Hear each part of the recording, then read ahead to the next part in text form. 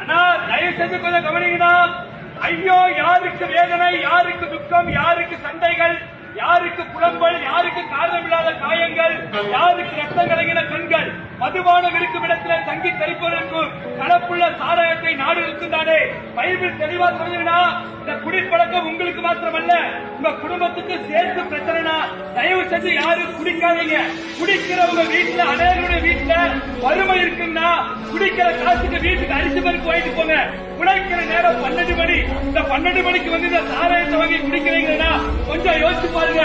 குடிக்கிறவங்க அனைவருடைய வீட்டுல சமாதானம் இல்ல, நிம்மதி இல்ல.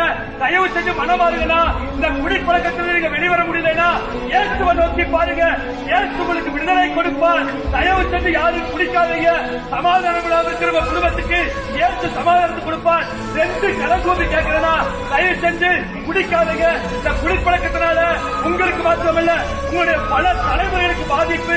தயவு செஞ்சு குடிக்காதீங்கன்னா இயேசுவே இவர்களை ரட்சியும், குடிப்பழக்கத்திலிருந்து மனம் திரும்ப உதவி செய்யும். இயேசுவின் மூலம் பிதாவே, ஆமென்.